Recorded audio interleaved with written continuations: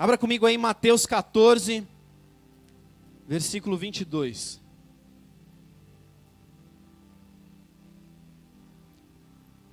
Você está com pressa hoje, querido? Não, mas vai ser tranquilo. Bom, eu acho, né? Vamos lá, Mateus 14, do versículo 22, nós vamos até o 33.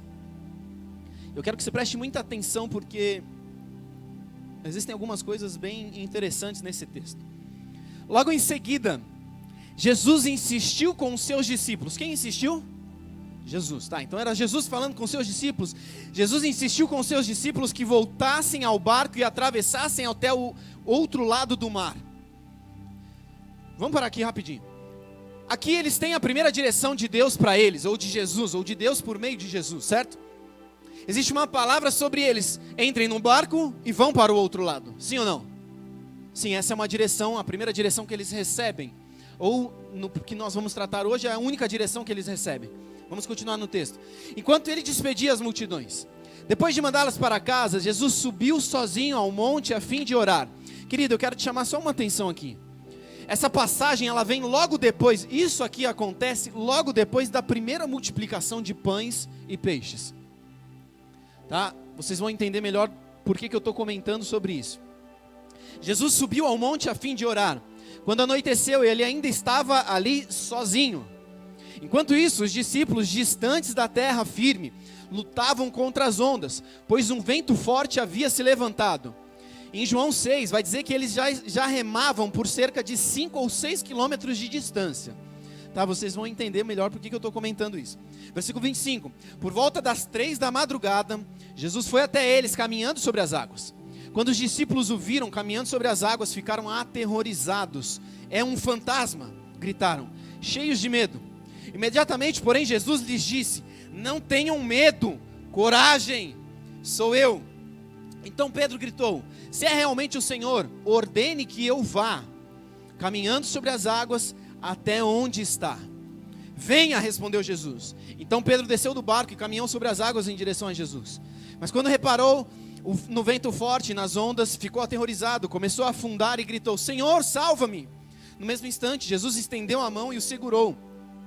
Como é pequena a sua fé, disse ele. Por que você duvidou? Quando entraram no barco, o vento parou. E aí eu me lembro daquela musiquinha, né? Com Cristo no barco, tudo vai muito bem. Quem lembra dessa musiquinha? Cadê os crentes mais velhos? Em nome de Jesus, gente. Edinho lembra, da gente cantava junto lá no infantil. E aí ele continua aqui, versículo 33, o último. Então os outros discípulos o adoraram. Quem o adorou? Os outros discípulos. Pedro estava afundando, Jesus salva ele, eles entram no barco e quem adora? Os outros discípulos. Pedro não adora. Aí você vai estudar mais a fundo por que ele não adora. Os discípulos o adoraram e exclamaram: de fato o Senhor é o Filho de Deus. Eu quero ler também Marcos 6, 3 versículos só, 48, 49 e 50. É a mesma história, mas aqui ele traz uma informação que não está nos outros dois evangelhos. Marcos 6, 48, 49 e 50. 48, ele viu que estavam em apuros, remando com força e lutando contra o vento e as ondas. Por volta das 3 da madrugada, Jesus foi até eles caminhando sobre o mar.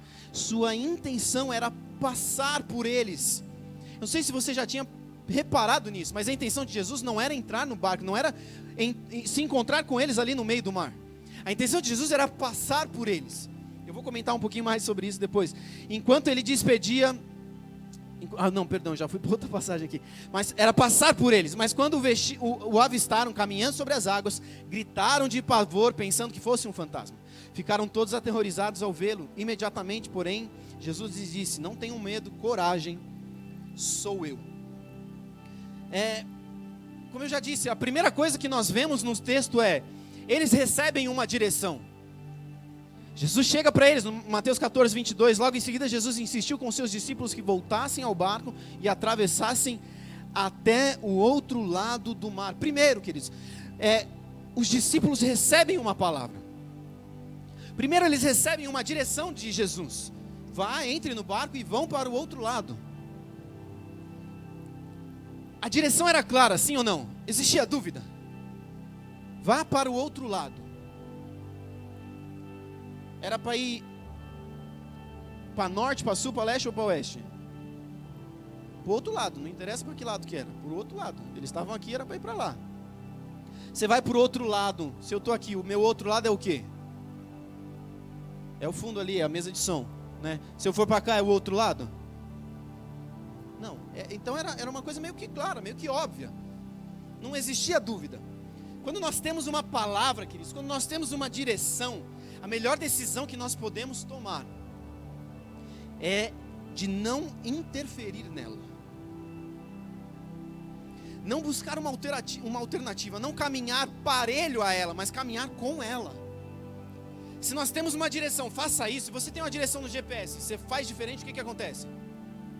Recalculando, é ou não é? Você é aquela mulher recalculando. Entre na próxima à direita, aí você passa recalculando. Entre na próxima, recalculando. Fica lá até você entrar, se você não desligar o GPS. O melhor que nós fazemos quando nós temos uma direção de Deus é ficar nela, permanecer nela. Você já recebeu uma direção de Deus para alguma coisa? Você tem uma palavra de Deus para alguma coisa? Sim ou não, querido? Responde aí, nós estamos juntos hoje aqui.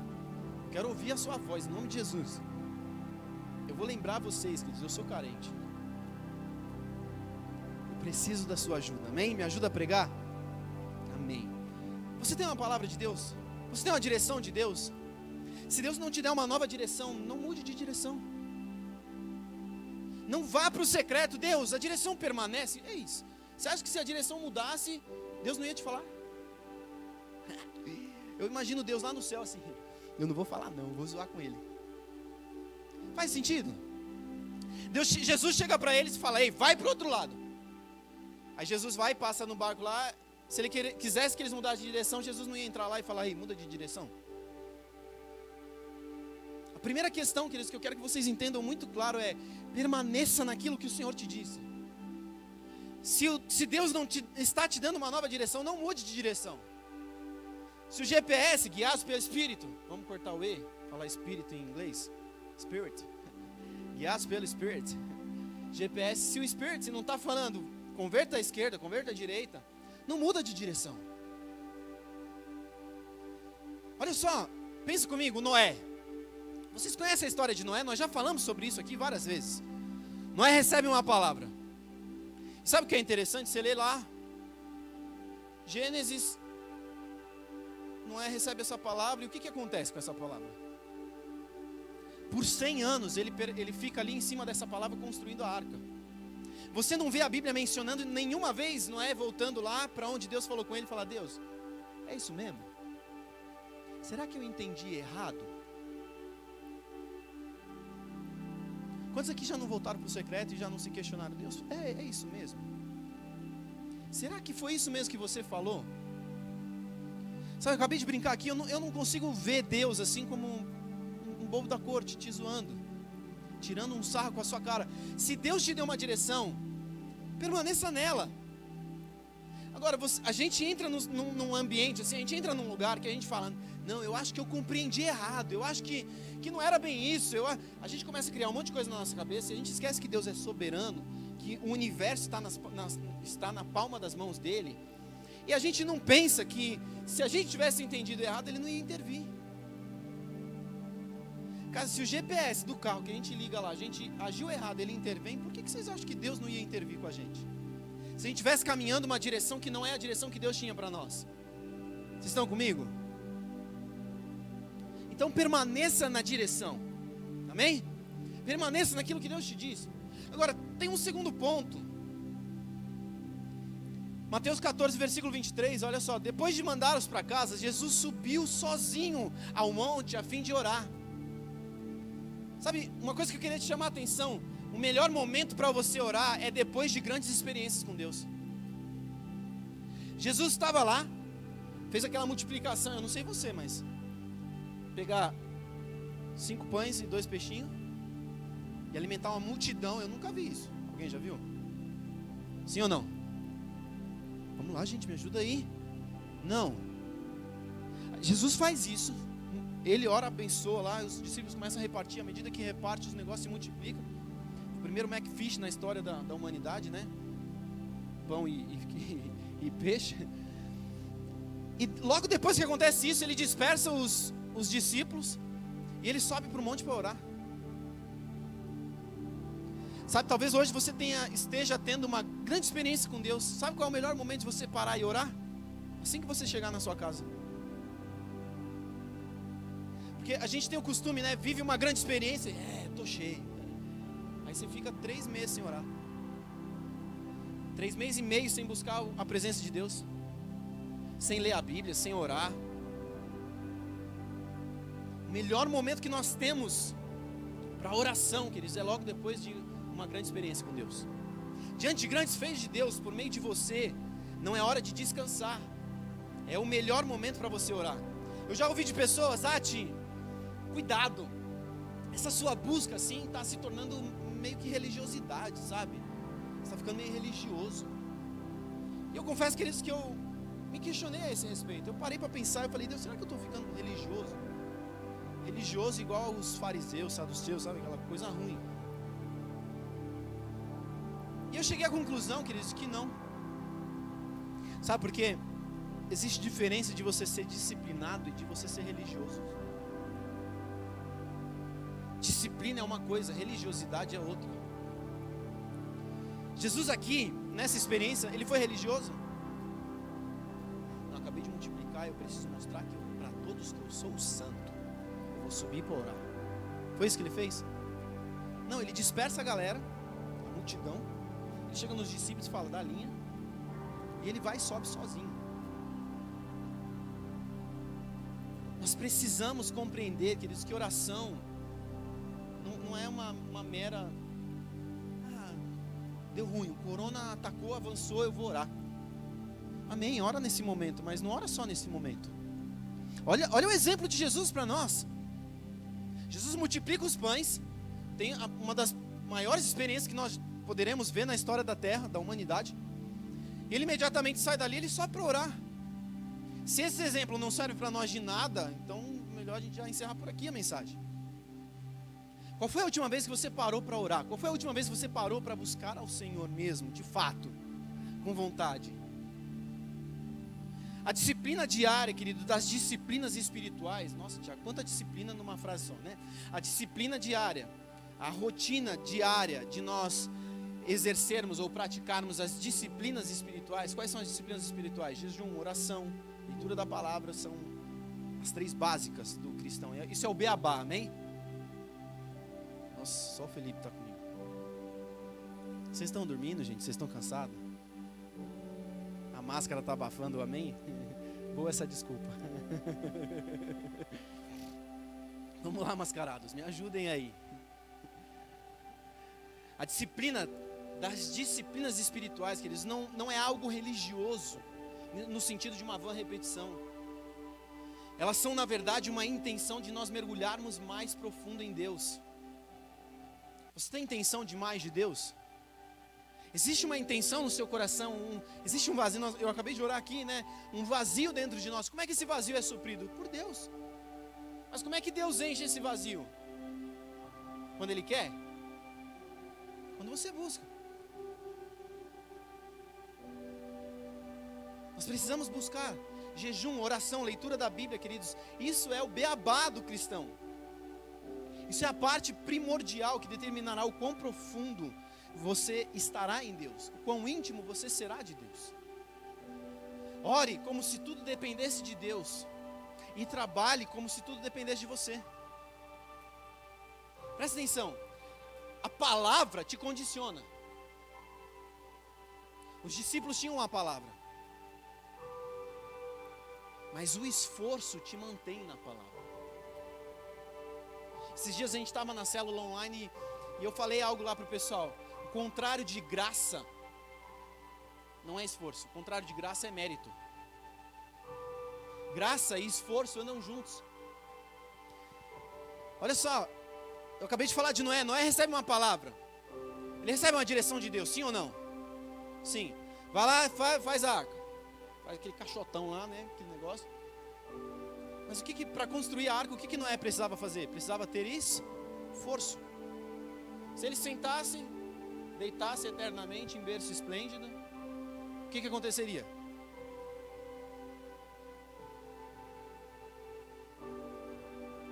Ele não ia ver navios, né? Porque não tinham navios. Então ele ia ver o fundo do mar.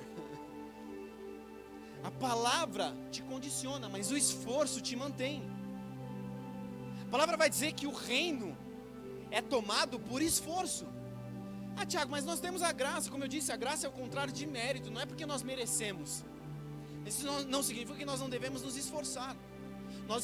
Eu tenho visto aí uma série de pastores começando a falar: não, a gente precisa fazer mais nada, a gente não precisa jejuar, a gente não precisa orar, a gente não precisa fazer mais nada. Eu falei, o evangelho do capeta isso aí. Porque Jesus em terra, ele vira para nós e diz assim: quando jejuardes. Ah não, mas Jesus ainda não estava estabelecido na graça. Jesus é a própria graça. Se Jesus diz, quando jejuardes, que para de dar desculpa, irmão. Acabei de dizer aqui, Jesus como sendo a própria graça, a manifestação da graça de Deus nessa terra. Ele sobe um monte para orar. Antes você está falando que eu tenho que subir um monte? Não, você pode entrar no seu quarto e fechar sua porta. Já é um grande passo. Se você quiser subir um monte, querido, conselho, é bom, é legal. Quem já subiu um monte aí e viu uns gravetos acendendo? Eu já vi, a primeira vez eu falei, macumba, velho. Certeza. Eu falei, bom, eu não estou fazendo um trabalho aqui, né? Se é que você me entende. Eu não estou fazendo um trabalho, não estou vendo nenhuma galinha aqui. Era só oração em língua, xaramanaia, xuremicanta, xuriandalamassa. E eu estava lá orando, de repente o menino chegou do meu lado assim, ô tio, olha aqui, olha para baixo. Eu olhei para baixo e falei, oxi, que é isso, cara? O que é isso? É só uma manifestação pequena, simples, da presença do Espírito Santo. Há quanto tempo você não tem uma experiência com Deus? Há quanto tempo nós estamos vivendo à medida das experiências dos outros? Qual é o seu nível de dependência de Deus? Você depende de Deus dependendo dos outros? Ou você depende de Deus? Vocês estão comigo? Estou sentindo vocês meio calados. Tá que eu estava acostumado a pregar só para a câmera, mas me ajuda aí, gente. Davi, ele recebe uma unção para reinar, mas o esforço em realizar as coisas simples. Queridos, Davi foi ungido rei com 17 anos, 17 para 18 anos. Ele assume o reinado, alguns vão dizer 15, outros vão dizer 18, outros vão dizer 10. Então tem uma variação, mas pelo menos 10 anos depois. Então ele é ungido rei com 17 para 18 e ele assume o reinado com 27 para 28, mais ou menos. O que ele fez nesses 10 anos? Ele ficou deitado eternamente em berço esplêndido, esperando a palavra se cumprir? Não, ele volta, ele é ungido, ele come porque o profeta está ali diante dele, mas ele imediatamente depois de comer, não sei se era almoço ou jantar, ele sai para voltar a cuidar das ovelhas do seu pai. Você tem noção do que é isso? Você acabou de receber uma unção para ser rei da nação. Diante de Deus, você é o rei. Mas você sai e vai cuidar das ovelhas. Aí eu me lembro daquela passagem: ser fiel no pouco e eu te colocarei sobre o muito. Sabe por que Davi reinou? Porque Davi cuidou bem das ovelhas de seu pai. Você está cuidando bem daquilo que o Senhor tem colocado nas suas mãos hoje? Quais são as coisas que o Senhor colocou nas suas mãos que você já não tem dado tanto valor? Semana passada eu falei um pouquinho sobre isso. Quais são as bênçãos que estão nas suas mãos e você já não vê elas mais como bênçãos? Você acha que você já reclama? Tipo maná, né? Começa a cair o maná, você fala, meu, nunca caiu maná do céu. Começa a cair maná, 2 dias depois você fala, já enjoei desse maná, meu, eu quero pizza agora. Com carne, né? Picanha. O povo reclamou, aí começa a vir picanha. Eles começam a comer picanha à torta e à direita. Aí começa a reclamar da picanha. Qual é a bênção que está diante de você que você não dá mais valor? Jesus recebe uma palavra: filho amado, em quem me compraz, em quem eu tenho prazer. É engraçado que Jesus recebe essa palavra e ele não fica lá de boa. Aleluia, eu sou filho amado. Ele era filho amado, ele não era filho mimado. Apesar de Deus mimar os seus filhos, queridos, isso é muito gostoso. Quantos já viveram experiências de Deus suprindo alguma coisa que você precisava? Eu conheço relatos de pessoas que, passando por uma situação financeira delicada, de repente eles estão em casa, a família reunida, e a pessoa fala, puxa Deus, ele só pensa, sabe, puxa Deus, eu gostaria tanto de comer uma pizza, 4 queijos, Dá 15 minutos, toca a campainha da casa dele. Quem é? Um irmão com uma pizza de 4 queijos. O que é isso? Coincidência? É Deus, Deus supre, Deus mima os seus filhos. Mas ei, nós não somos mimadinhos. Aquele negocinho, sabe? Quem lembra daquele memezinho? Nós precisamos caminhar, nós precisamos nos esforçar debaixo da palavra que nós... A maior permanência de Jesus sobre a palavra não foi na cruz, querido, foi no Getsemane. É no Getsemane, orando, que Jesus sangra. Na cruz, Jesus é só crucificado.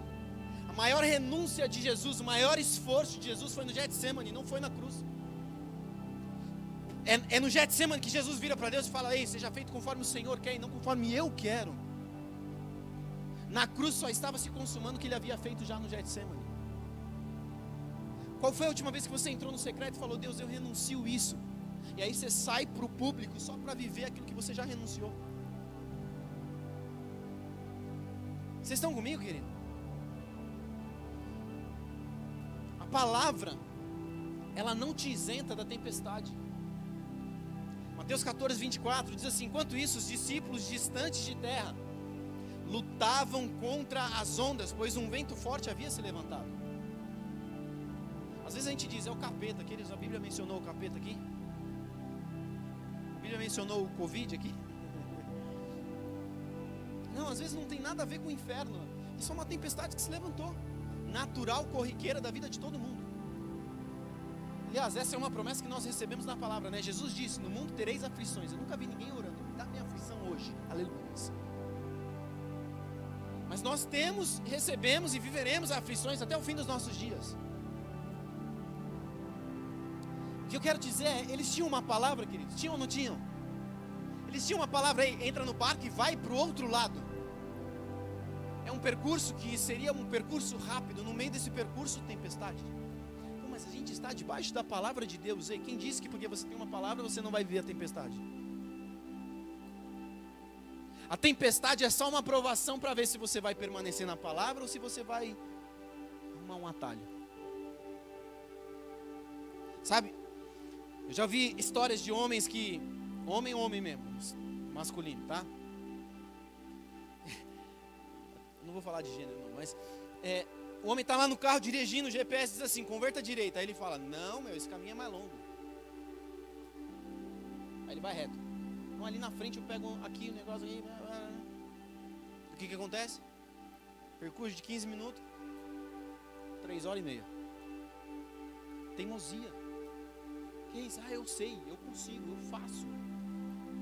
Permanece na palavra, querido, permanece naquilo que Deus te disse. Mesmo quando estamos debaixo de uma palavra de Deus, as tempestades podem vir, e eu quero ir além, queridos, as tempestades virão.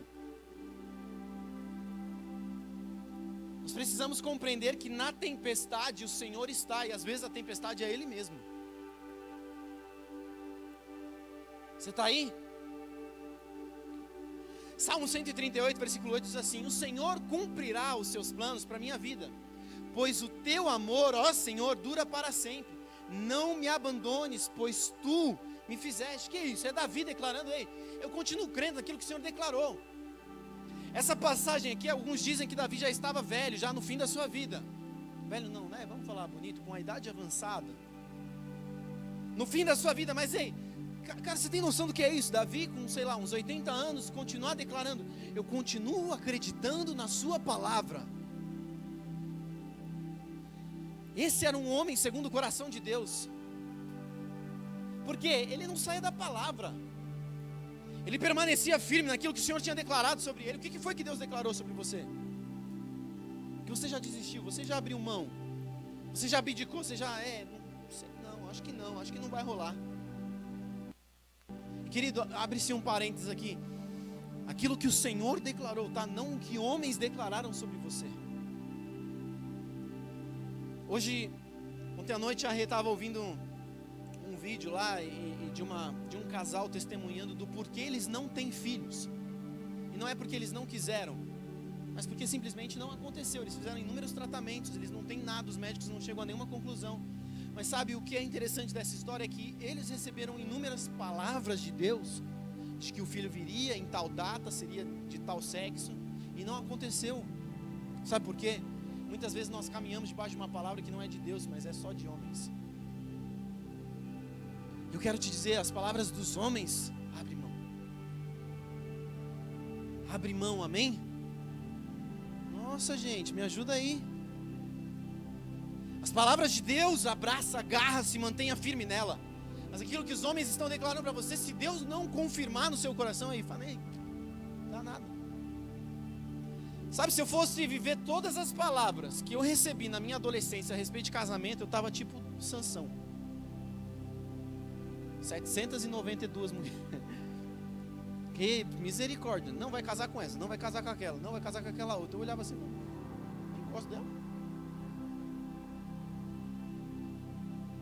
A única que não profetizaram, casou.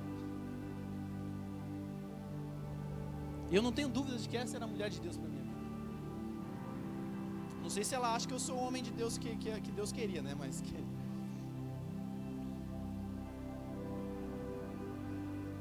Nestes dias, queridos, eu quero te dizer, as maiores tempestades fazem as maiores histórias nas nossas vidas.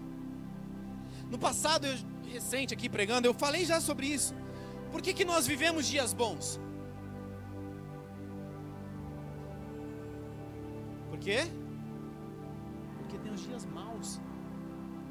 Sabe, eu sou pai de 2 agora e a gente assiste quase que todo dia, mas pelo menos toda semana, um tal de um filme que chama Divertidamente. É isso, né, neguinho? Vocês viram como eu presto atenção, não tenho nem certeza do nome.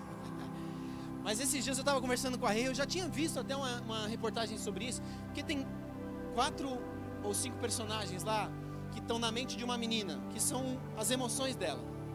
Tem lá, me ajuda aí, nega, a alegria, a tristeza, o nojinho, a raiva e o medo, né? São 5.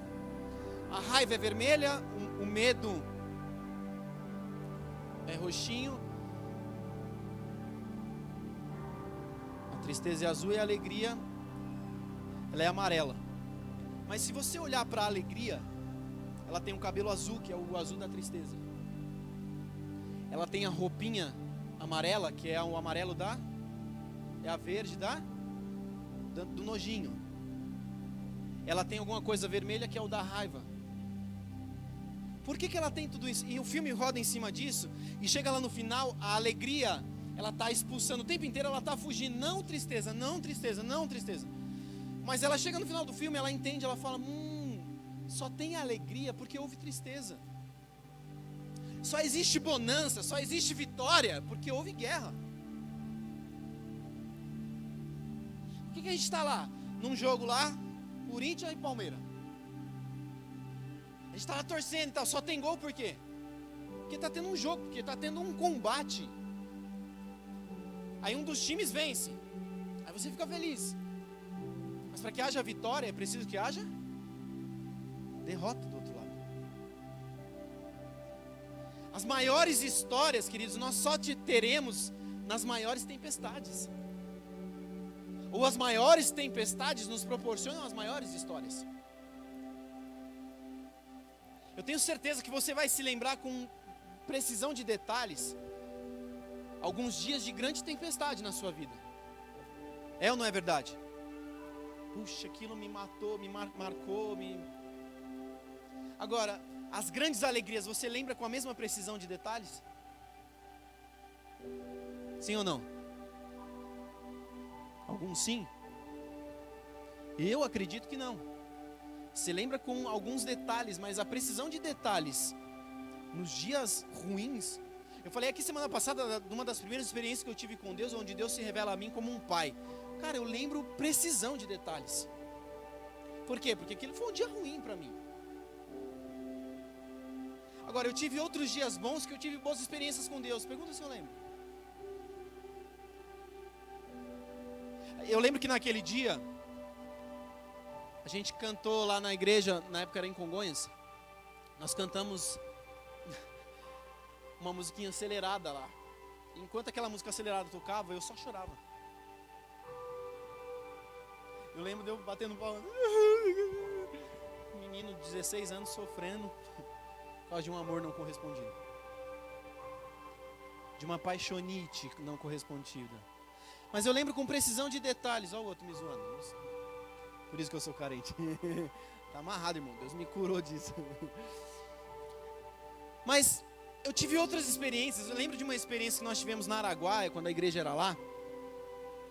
Mas eu não lembro de precisão de detalhes. Por quê? Porque aquele não era um dia ruim. Mas eu recebi uma palavra de Deus marcante para mim. A palavra eu lembro. Mas a precisão de detalhes eu não lembro. Quem estava do meu lado, quantas pessoas tinham, não faço nem ideia. A experiência que eu tive lá em Congonhas, eu lembro onde eu estava na igreja.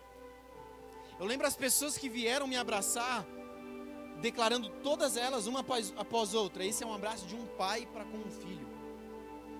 Vinha uma pessoa que não tem nada a ver com a outra.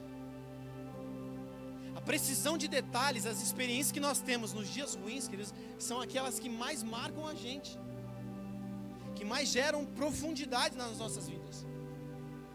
Olha que coisa incrível. O que aconteceu com Paulo? Quem conhece Paulo? O apóstolo. Você conhece ele assim? Você já conversou? Brincadeira. Mas esse homem, pensa só, ele está sendo levado para Roma. E ele diz a alguns homens lá, é melhor nós ficarmos aqui. Ele era um prisioneiro, mas ele chega para os homens da embarcação e ele fala, é melhor nós ficarmos aqui do que nós irmos. Mas esses homens, eles olham para Paulo e eles falam, não. Agora, o que é interessante é, se você for estudar, qual é a razão deles entenderem que não era ideal ficar ali? Que não era ideal eles ficarem caramba, fugiu o nome, no porto. Porque naquela região, o inverno é muito rigoroso. Então eles queriam fugir do inverno rigoroso, que é uma coisa que a gente não gosta. Quem gosta de frio? Aquele frio que mata todo mundo. Você gosta? Minha oração é que o seu chuveiro queime no meio do banho. Brincadeira. Mas ele gosta. Então o contrário para ele seria o quê? Ficar num sol escaldante. É horrível. Para quem gosta de sol, ficar num frio escaldante é horrível. É algo que você não gosta. Está comigo? Você está entendendo o que eu estou falando aqui? Então eles queriam fugir disso. Mas eles fogem disso e o que acontece? Quando nós fugimos do que nós não gostamos, por vezes nós caímos no meio de uma tempestade que vai fazer a gente cair no meio de uma ilha. Esses homens fogem de algo que eles não queriam, eles queriam se privar do frio. Aí eles saem do que não gostam e entram no meio daquilo que eles odeiam, a tempestade que destrói o barco. Eles chegam na ilha de Pátimos em cima dos destroços do barco. Aí eu anotei uma frase aqui, ó. Não é essa frase não, peraí. Ao invés de permanecer no que Deus te disse, porque naquele momento, naquela situação não está agradável, porque você não gosta de alguma coisa, você toma uma decisão que te leva para um lugar de destruição. Se você tem uma palavra, eu volto no começo, se você tem uma palavra, permaneça nela. Ah, mas no meio da palavra aqui, Noé está lá construindo a arca e o povo está lá zombando dele. O povo está lá tirando sarro dele. O povo está lá fazendo bullying com ele. Aí ele fala, vou fazer nada não. Aí o que acontece? Destruição. Se Jesus, no meio do Getsemane, ele fala, Deus, não seja feito o que o Senhor quer não quero não, estou arregando. O que ia acontecer? Ruim, destruição, morte, trevas para nós. Se as nossas decisões forem tomadas no meio daquilo que nós não gostamos, se Deus não intervir, querido, uma experiência pessoal minha. Eu tomei uma decisão certa vez, eu não anunciei para ninguém, eu não falei nada para ninguém. Eu tomei a decisão de manhã. No meio da tarde chegou uma pessoa em casa, falou, o Senhor está me dizendo isso. Eu olhei assim, falei, amém. Pode ser que não seja nada a ver com a decisão que eu tomei. Deu mais umas 2 horas, chegou uma outra pessoa em casa, falou a mesma coisa. Eu falei, não manda o terceiro não, que eu não sou estúpido, Deus, já entendi o que o Senhor disse. Eu tomei uma decisão em cima de algo que estava ruim, que eu não estava gostando. Eu não quero. Sabe? Quantas decisões nós já não tomamos no momento de desgosto de alguma coisa? E foram as piores decisões que nós tomamos nas nossas vidas. Calma, respira. Aquieta o coração. Volta para Deus e fala: Deus, eu estou propenso a isso. Mas eu quero permanecer na sua palavra. Você não controla tudo, queridos. Nós não temos o controle de todas as coisas, mas nós temos em mãos a decisão de não criar uma nova catástrofe sem a direção de Deus. Os discípulos recebem uma palavra, entram no barco e vão. Eles podiam ali no meio, eles de longe olhar e falar: cara, está chovendo, está começando a ventar, vamos voltar. Mas eles permanecem na palavra. Eles continuam ali naquela travessia simples, curta, pequena, eles permanecem. Permaneça na palavra, em nome de Jesus, queridos. Como eu disse, a palavra te condiciona. Nós lemos lá no começo, Marcos 6, 48 ao 50. Quero ler de novo com você. Enquanto isso, os discípulos distantes de terra firme lutavam contra as ondas, pois um vento forte havia se levantado. Eles lutavam contra as ondas. Opa, eu li a passagem errada. Vamos ler lá, é o que eu acabei de falar mesmo. Ele viu que estavam em apuros, remando com força e lutando contra o vento e as ondas. Por volta das 3 da madrugada, Jesus foi até eles, caminhando sobre o mar. A sua intenção era passar por eles. É isso aí, né? Tá certinho. A sua intenção era passar por eles. A intenção de Jesus não era parar. Eu nunca tinha reparado nisso, querido. Eu nunca tinha visto isso. Eu fui ver isso ontem. Falei: nossa, descobri algo novo aqui. Porque, querido, Jesus não tem a intenção. Sabe por que ele não tem a intenção de parar? Sabe por que ele não tem a intenção de encontrar com eles no meio da travessia? Porque Jesus declarou sobre eles: ei, vão e atravessem. Ele sabe que eles têm condição de fazer. O que o Senhor te disse, Ele sabe que você tem condição de fazer. Ele sabe que Ele não precisa intervir. Ele não tem dúvida de que Ele já te preparou, Ele já te condicionou para fazer aquilo que Ele declarou sobre você. A palavra te condiciona. Quando Deus diz haja, ouve. Então quando Deus está dizendo: ei, faça isso, faz. Não, eu preciso de 1992 sinais, 352 vezes o novilho precisa ficar molhado, depois precisa ser invertido. Para de pedir confirmação daquilo que Deus já falou para você. A gente fica voltando para Deus: é isso mesmo, é isso mesmo, é isso mesmo. Aí parece aquelas galinhas da Angola, né? Tô fraco, só fala isso, tô fraco. É só aprendi com meu pai. Nós precisamos prosseguir, queridos. Nós precisamos caminhar em cima daquilo que Deus nos disse. A palavra te condiciona. Eu acho que vocês não estão acreditando no que eu estou dizendo. Vocês estão calados, assim, vocês estão meio distantes. Hã? Fala, meu amor. Se neste momento, queridos, você está com os discípulos, no meio do barco, eles estão ali, a palavra condiciona eles. Por que Deus parou? Por que Jesus parou?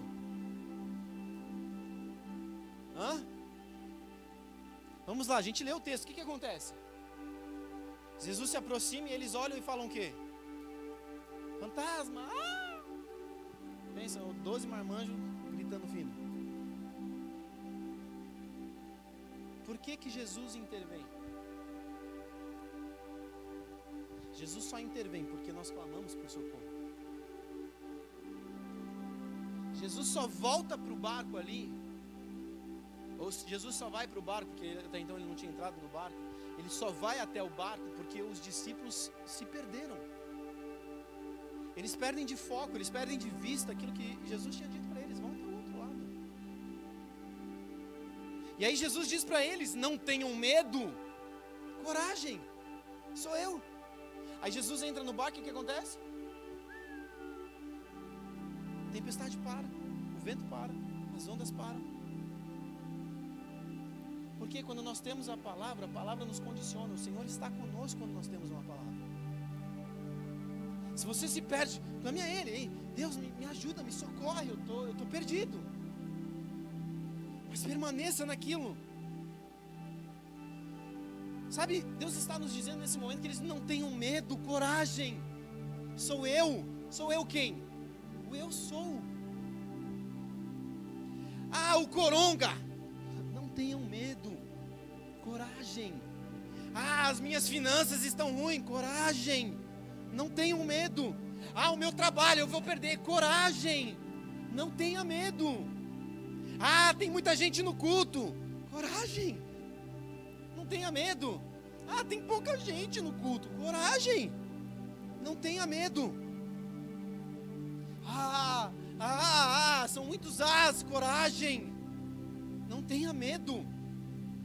O Senhor é Deus que supre, Ele não é Deus que dessupre. Ele não é Deus que tira, Ele não é Deus que arranca de você.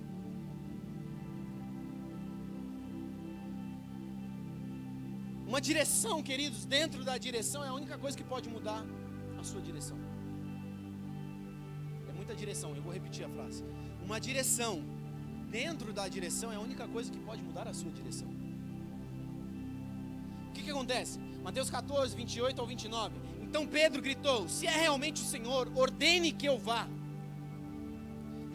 Pedro chega para Jesus e fala: me dá uma nova direção aqui, se é você, me diz para ir. Aí Jesus fala o quê? Vamos lá, gente. Venha. Para quem foi a palavra? Para Pedro. Sabe, no meio dessa situação, Pedro pede que Jesus o chame. Jesus diz: vem. A palavra era para Pedro, não era para os outros discípulos. Eu já ouvi muita gente dizendo: ei, os discípulos contavam o testemunho do que Pedro viveu. Pedro contava o testemunho do que ele mesmo viveu. Mas sabe, algo me despertou, me chamou a atenção. A direção não era para os outros discípulos. Os outros discípulos estavam debaixo da primeira palavra: vá para o outro lado. Pedro é quem recebe uma nova direção. Se você não tem uma nova direção, permaneça sobre a direção que Deus te deu. Não mude a direção se Deus não te deu uma nova direção.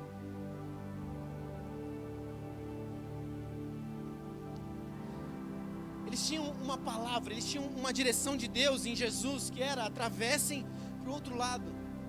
A direção não era para eles andarem sobre as águas. Pedro recebe essa direção e Pedro anda, sei lá, 3, 4, 5 passos. Só que quando Pedro perde também de vista a direção que ele recebeu de Jesus, ele começa a afundar. Nós precisamos permanecer em cima disso, queridos, aquilo que Deus nos disse. Eu acredito que se algum dos discípulos chega, por exemplo, pensa, o discípulo amado. Quem era o discípulo amado? João. Se João chega e enfia a mão na cara de Pedro e fala: sai fora, eu que vou andar. Ele enfia o pé na água, o que vai dar? Afunda. Ia ver água na cara. Quem já pulou numa piscina sem saber nadar? Era João no lugar de Pedro, se fosse ele. Por quê? A palavra não estava sobre João, a palavra estava sobre Pedro. Se a palavra que você tem está sobre você, permaneça nela. Você tem uma palavra, querido? Sim ou não? Permaneça nela. Eu vou cantar para você aquela musiquinha do Sabão. Dúvida por quê? Detergente é IP, mas a palavra é a que Deus te deu. Permaneça nela, amém? Pare de olhar para o lado e tomar a direção que Deus deu para o seu irmão do lado. O que Deus disse para o seu irmão do lado, Ele não disse para você. Sabe, a gente olha para o irmão do lado: ele está vivendo isso, mas a gente não olha o tanto que ele renunciou. A gente não olha o tanto que ele obedeceu, a gente não olha o tanto que ele acreditou e permaneceu na palavra que Deus deu para ele. A gente se esquece de olhar para nós mesmos e parar e pensar: Deus me deu uma palavra, mas eu recebi ela em 2010, em 2010 eu já tinha desistido dela. Aí você olha para o seu irmão e fala: nossa, ele está vivendo grandes coisas em Deus. Por quê? Porque ele recebeu uma palavra em 2010, que ele permaneceu firme sobre ela até 2020. Mas a gente renunciou. Aí a gente fica se comparando. Por quê? Porque fulano está vivendo grandes coisas em Deus e eu não. Para de olhar para o lado. Volta para você e fala: onde é que eu renunciei o que Deus me disse? Onde é que eu abdiquei daquilo que Deus me deu? Nós precisamos nos manter ali. Sabe, como eu brinquei alguns dias atrás, aqui quem decide é você. 0800, 7, sei lá o que, 02. Quem lembra aquele programa? Você decide. Ninguém, gente do céu. Vocês estão dormindo ou vocês estão comigo aqui? Eu lembro que o Tony Ramos apresentou aquele negócio. Teve vários caras apresentando. Mas nós só veremos após. Parece o João Kleber, né? Para. Permaneça sobre a palavra, queridos. Você vive a sua obediência. As grandes coisas que você vive têm a ver com a sua obediência ao que Deus te disse. As grandes coisas que você não vive têm a ver com a sua desobediência. Desobediência. Desobediência. Então fala do jeito que você quiser. Permaneça no que Deus te disse. Olha só, vamos avaliar dois personagens bíblicos aqui, José e Sansão. José, com 16 para 17 anos, ele recebe um sonho. Ele está dormindo e ele sonha. Ele sonha o quê? Ele via os irmãos dele, primeiro sonho, ele vê os irmãos dele se curvando diante dele. Ou, em outras palavras, né, ele se vê ali, um feixe e outros feixes se curvando diante dele, que era exatamente o número de irmãos que eram. Depois, num outro dia, ele tem um outro sonho, e ele vê dois feixes grandes e outros feixes se curvando diante dele, que era exatamente o número de irmãos e os seus pais. Aí ele diz isso, ele recebe um sonho, ele tem uma palavra de Deus. Sim ou não? Sim, show, até aqui show. Vamos comparar com a situação de Sansão. Sansão está no ventre de sua mãe, e Deus chega para ela e diz, ele é um libertador. Deus dá um sonho para ela e mostra, ele é um libertador. Mas para que ele cumpra aquilo que eu tenho para ele precisa viver o voto de Nazireu, que basicamente consistiam-se em três coisas: não cortar o cabelo, eu já estava lascado.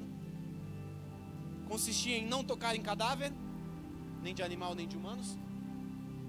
E consistia no último voto, na última parte do voto, que era não beber bebidas alcoólicas ou vinho. Ambos tinham sonhos, sim ou não? Ambos tinham uma palavra, uma direção de Deus. Mas o que acontece? Qual é a diferença entre eles? Conhecendo bem a história de ambos, nós vamos ver que José, ele foi fiel, ele perseverou, ele permaneceu, ele viveu tempos de angústia, ele viveu tempos de renúncia. Ele está na casa do seu senhor, Potifar, servindo ao seu senhor. A mulher lá chega e acusa ele. E ele fez alguma coisa? Ele não fez nada, ele foi acusado injustamente. Mas ele não vira para Deus e fala: Deus, cadê a tua palavra? Não, ele permanece naquilo que Deus disse. Eu não sei quando, eu não sei como, eu sei que será. Ele vai para a prisão, e na prisão ele governa. Por quê? Porque existia uma palavra sobre ele de governo. Ele permanece no que Deus disse a ele. Querido, você tem noção do que é você receber uma palavra com 16 para 17 anos e você passar toda a sua juventude sendo provado nisso? Nós já passamos por essa idade, a grande maioria aqui já passou por essa idade. Nós sabemos que nessa idade é onde a gente mais não permanece. É ou não é verdade? Eu brinco parecido com o que o Luciano Subirá disse, cara. Eu tentei eu sei ruim não, porque vão falar que eu sou ruim, né? Mas eu tentei desviar. Mas no desvio, a via voltou para cá. Eu não servi para ser desviado, eu não conseguia. Eu fui uma vez para balada, e você chega lá e eu ficava olhando assim. Eu fui uma vez para balada, a gente conhecia um cara que estava lá, eu fiquei olhando e tal. Eu falei, pô, mas ele não namorava a fulana? Por que ele está beijando a ciclana? O Edinho estava lá, tentou desviar comigo. E eu não conseguia.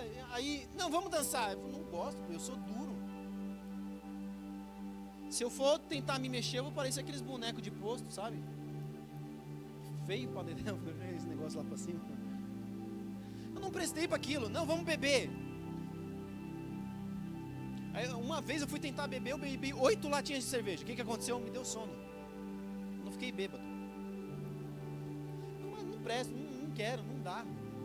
Aí eu fiquei pegando outro amigo lá que estava bêbado, vomitando lá. Eu falei, não quero isso para mim não. Por que eu estou falando isso, querido? Porque José permanece. No meio dessa crise, no meio da idade, que é a idade mais propensa para a gente fazer algo que na carne a gente ia dizer, é bom, vamos. Quer dizer, a esposa de Potifar não devia ser feia. Se fosse feia, José não tinha corrido. Ele ia falar, sai para lá, baranga. Cláudio Duarte já diz, né? Mulher feia não tenta ninguém. A mulher devia ser bonita. Para ele correr ao ponto de deixar a camisa e falar, não quero saber. Ele corre, por quê? Porque ele está firme naquilo que Deus disse a ele. Ele não se perde, ele não se desvia. Mas se nós olharmos para Sansão, o que acontece? Uma outra parte dos votos de Sansão eram 4 coisas. Era não se casar com mulheres de fora do seu povo. Tá? A primeira das coisas que acontece a respeito de Sansão, fala do sonho da mãe, depois já ele grande se envolvendo com prostituta. E as prostitutas nem para ser as prostitutas dos hebreus, né? Pelo menos era do povo dele. Estava menos pior. Mas Sansão vai, toca no defunto lá do leão. Sansão vai, conta o segredo do seu cabelo. Sansão vai, se deita com mulher e Sansão bebe um monte de bebida. Sabe, eu tenho para mim, por que o Espírito deixou Sansão quando o cabelo dele foi cortado? Hã?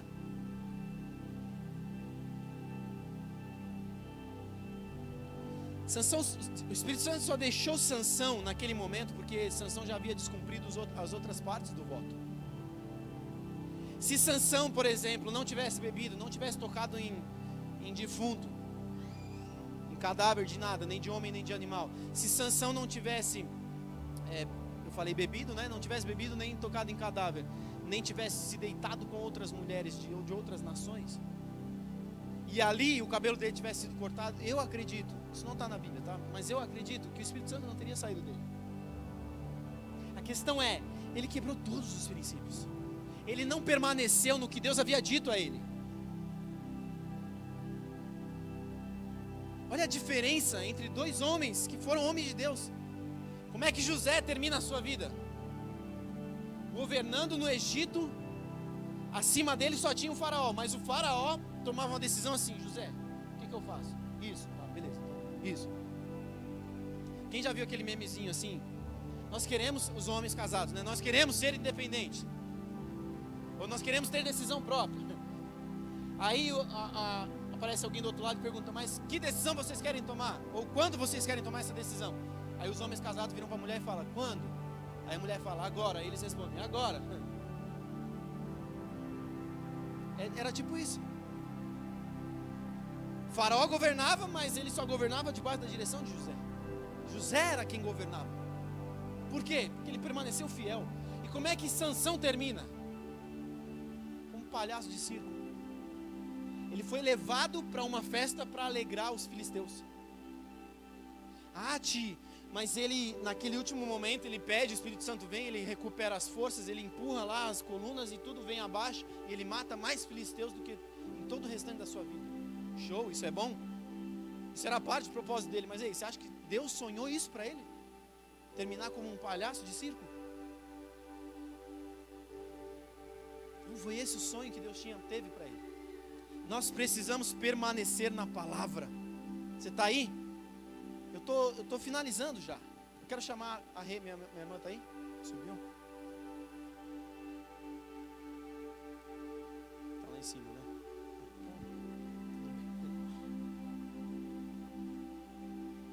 Que diferença, não? Entre José e Sansão. O que Deus te disse? O que Deus te condicionou a fazer, mas você não o fez? Você já não está realizando. Eu quero te dizer, permaneça no que Deus te disse. quando Ele diz, Ele te condiciona, Ele te prepara, Ele te dá sustento.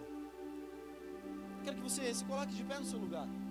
Eu não vou te chamar para vir aqui à frente, para a gente não aglomerar aqui o pessoal. Mas eu quero que você traga a memória. Deus, traz a memória agora, Espírito Santo. As palavras que nós recebemos, aquilo que o Senhor declarou, aquilo que o Senhor disse sobre nós, que nós duvidamos, que nós criamos receio, que nós tivemos dúvida. Se permita que isso venha à sua memória. E se coloque diante de Deus e fala: Deus, eu quero voltar, se você quiser. Eu me desviei, eu perdi a rota, mas eu quero alinhar o meu GPS de novo. Eu quero me alinhar ao GPS do Senhor. Eu quero me alinhar àquilo que o Senhor está declarando sobre mim. Pai, nós temos uma palavra, nós temos palavras sobre nós, mas não tem a ver comigo, não tem a ver com a minha decisão. Tem a ver somente com a decisão de permanecer no Senhor. Tem a ver somente, Deus, com a decisão de permanecer na palavra que o Senhor me deu. Como os discípulos, Deus, que foram para o outro lado, nós queremos ir, mas no meio desse caminho, Pai, quando chegarem as tempestades, nós não queremos nos perder. Nós não queremos perder de vista a direção que nós recebemos. Nós não queremos perder o rumo. O coronavírus, o Covid, ele não veio sobre nós para nós perdermos o rumo. Ele veio sobre nós para nós declararmos: ei, eu permaneço naquilo que Deus me disse. Por quê? Porque Ele é fiel e Ele cumpre as suas palavras.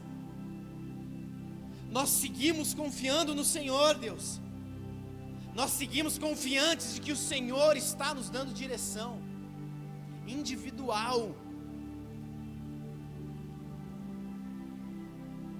Nós nos sujeitamos a Ti, Pai. Nós reconhecemos que o Senhor é Deus, que o Senhor é bom, que o Senhor continua nos sustentando, o Senhor continua cuidando de cada um de nós. Nós oramos, Pai, para que venha o Seu reino, como Jesus declarou: seja feita a Sua vontade, assim na terra como ela é no céu. Não o que nós achamos, não o que nós queremos, mas aquilo que o Senhor tem e quer para nós. Nós nos humilhamos, nós nos sujeitamos ao Senhor, Pai. Nós declaramos que queremos a Sua vontade, porque ela é boa, perfeita e agradável. Quando a tempestade vem, ela continua sendo boa. Quando as coisas estão desagradáveis, ela é agradável. E quando tudo está apontando que não, ela é perfeita. Nós permanecemos em Ti, Deus. Nós permanecemos na Sua palavra, nós permanecemos na Sua direção. Nós continuamos acreditando que o sacrifício de Jesus nos deu vida, venceu a morte, venceu o coronavírus. Nós continuamos acreditando que o sacrifício de Jesus foi para que nós tivéssemos vida e vida em abundância. Nós continuamos acreditando que a vinda de Jesus foi para que nós fôssemos feitos filhos de Deus. Ah, Pai, eu me lembro do Salmo: acaso pode uma mãe que amamenta se esquecer de seu filho? E a resposta inclusa é não. Mas ainda que ela se esqueça, eu, o Senhor, não me esquecerei de Ti. Aleluias.